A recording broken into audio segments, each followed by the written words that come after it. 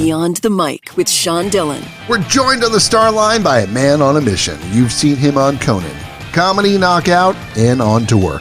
He's host of Discovery Channel's special Small Town Throwdown, comedian Mo Mandel. Welcome. Hey, what's up? How are you? Absolutely great. Let's go beyond the mic. You've been touring on the road for years. Comedians see the best and sometimes the worst of the towns they stay at. What drew you to this project? Actually, this project was my idea. You know, I grew up in a tiny town in Northern California called Boonville, which was often made fun of in the area I live. It's 700 people. People would say, oh, it's out in the boonies. You know, and I always kind of realized that Boonville was an awesome place that was totally misunderstood. And through touring as a comedian, I've come to a lot of towns that I've always heard terrible things about, and then ended up having an amazing time connecting with the audience, you know, and just loving the place. And so this kind of got me thinking, you know, we should do a show where we go to towns that are notorious, that have bad reputations for certain things, and let the communities kind of clear the air, speak for themselves, and, you know, bring a little justice and get a little laugh to the process, which is kind of what led us to Small Town Throwdown. You can find the clickbait just about anywhere on the internet. Worst town for this, best town for that. Talk about narrowing down the cities you covered for the first time in this Small Town Throwdown. Yeah, you're right about that. There's so much clickbait on the internet, it's unbelievable. For instance, I grew up near Sacramento. I know for a fact there's some gorgeous women in Sacramento, and if you look on the internet for town with the ugliest people, Sacramento will pop up.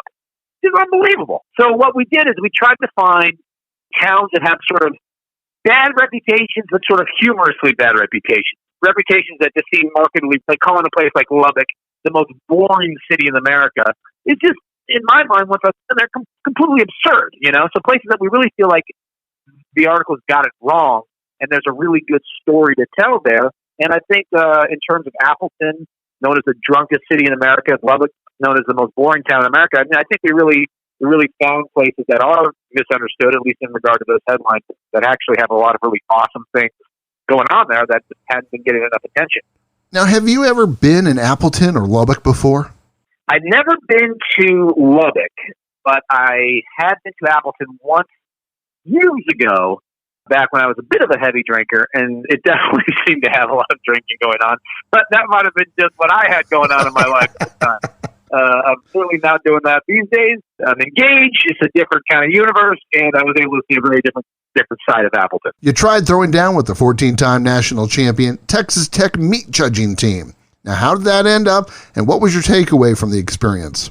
Well, first of all, meat judging was one of the most weirdest, bizarrest activities that I was able to experience on the show. I had no idea that it was a reality. In fact, I just did a call-in about, you know, promoting the show to a sports talk show. Before this, they had never heard of meat judging, which the people in Lubbock insist is a sport, according to the guys that I met down there.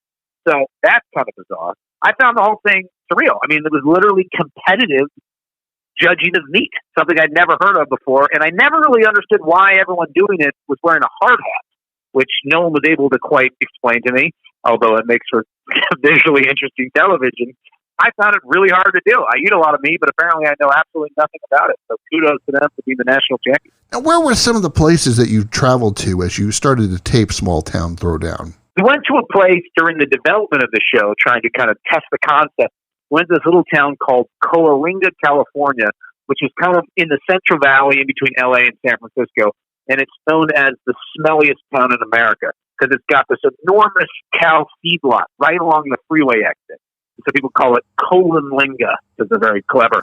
And it smells pretty strong, like it's strong. It smells strong. But the thing is, it's so interesting, is you drive by the freeway exit for Coalinga, smells like cow, you know, stuff. And then you get off the freeway and you go to the town and you realize, oh, that's just the freeway exit. That's not actually what the town smells like. The town's a little off the way, blows that smell away. And actually, the town is great. But for 20 years of my life, I've passed it, never got off the freeway. Always thought it was just like Coalinga. And then I go there, I'm like, oh, this place is awesome. I just was too lazy to actually do a little bit of sightseeing and figure out what the place is all about. Turns out they actually have the #1 mud bog competition, like on the west side of America, and in the west of the Mississippi. It was incredible. They have these giant mud pits with guys, you know, drive them all over to gun their huge trucks into the mud. I was able to do it, and it's like, man, this place is fun. You know, it was a really cool, special, weird little community of about 15,000 people that is a lot more than just the cow part. You've tackled a couple of cities. Is this a project that you would like to continue to do? Absolutely. I really love doing this experience. And I think we have a great setup now where I'm getting to write articles in USA Today for each article for each town we go to. So I'll be writing an article about Lubbock. I'll write an article about Appleton. So, it'll actually now be out there. It'll be printed. It'll be on the internet. And it'll actually help these towns out a little bit. I hope, hopefully it'll help. If anyone Googles these towns, that article will come up. People say, oh, wait a minute. Well, it's Bloomington. Well, here's another article that says this place is awesome. So I hope in a small way I can kind of, help the, in a sort of, help the kind of narrative about the town. And it's just a lot of fun to do. I mean, in the 2 weeks that we spent shooting the show, I got to dive into a frozen river. I drove a snowplow through a demolition kind of course. I went bull riding, or not riding, but I was a rodeo clown. I'm counting it as riding. I rode a horse. I roped a cow. I wrestled a cow. I ate some crazy mac and cheese in Lubbock. I got to meet some weird little prairie dogs. It was a blast. It was like some of the funnest weeks of my life. And I hope, I really think people are going to enjoy the show. It's a hell of a lot of fun. It's funny, and it's got a little bit of heart, and not to be too much of a cheese ball. But I do think it's kind of a nice break from all the doom and gloom that America's been dealing with over the last 2 months, that the world's been dealing with. A chance to kind of smile and remember what a great place it really is. How has Discovery been to work on this project? I mean, it's not Shark Week or Deadliest Cities. No, this has been my first experience with Discovery, and they've been fantastic. I think that network really knows its audience. It really knows what works over there, and they just kind of let us have the reins, and they really let me risk my life for entertainment and do a lot of, crazy things. And I think they've been really, really good. They've been really good. They're getting in front of the show. They're promoting it. They seem to really love it.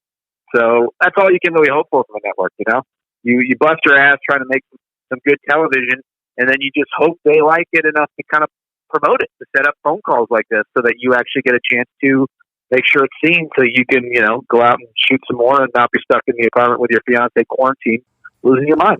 Time's running out, so it's time for the Rocky Nate. 8 random questions. Answer with the first thing that comes to your mind. No pressure. Okay.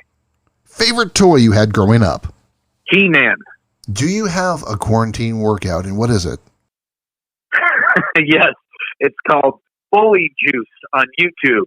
It's this dude who's incredibly ripped, who does incredible, feats of human strength, and I get exhausted after about 3 minutes. Pretty amazing. Favorite deli sandwich? Turkey, avocado, and bacon. Really? Boom. How's that for me judging? Yeah. Which is harder, filming a TV series or doing stand-up? TV series, because you got to deal with a lot of other people. Stand-up, you only got to deal with the occasional drunk. A lot of personalities on TV. Hobby you do to relax? I watch action movies. I actually have a podcast about action movies called Jean-Claude Van Damme, girl. For each week, I just talk about 80s and 90s action movies. Very nice. So what's the last movie you watched? Hard Target. Rewatched that classic Van Damme absurd movie that took place in Louisiana. The great thing about Van Damme is they always got to describe why he has that accent. Exactly. So for this one, they're like, he grew up way out on the bayou with a French uncle. And that's why he's straight out of France. So, yeah, Jean-Claude. It's like Bloodsport. Oh, Bloodsport's great. The best thing about Bloodsport is there's a scene where clearly that movie was not made by Americans.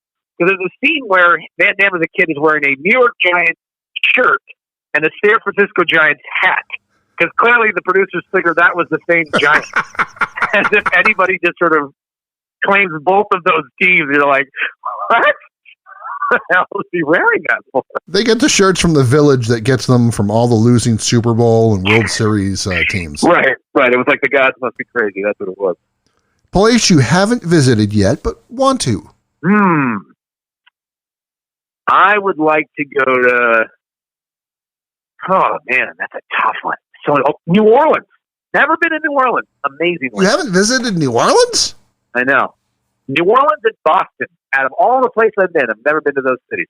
It's kind of incredible. I know I'm setting you up for this question, but best part of having a board-certified urologist and sex med doctor as your fiancé? When she tells me nightly that out of all the thousands of male parts she sees on a daily basis, mine is by far the best. And knowing she's lying. And you just look and you go, thank you, honey. I go, of course. Finally, did Spotify ever chip in for your wedding after ruining your proposal? Not yet, but Spotify, if you're listening, when I was going to propose, I had it on Spotify and I went to 4 commercials in a row. You can see it on my Twitter. You pony up for the wedding, all right? Because we don't even know if the wedding we've been paying for is even going to be able to happen in September. So throw some coins our way. So the wedding is still right now temporarily on in September.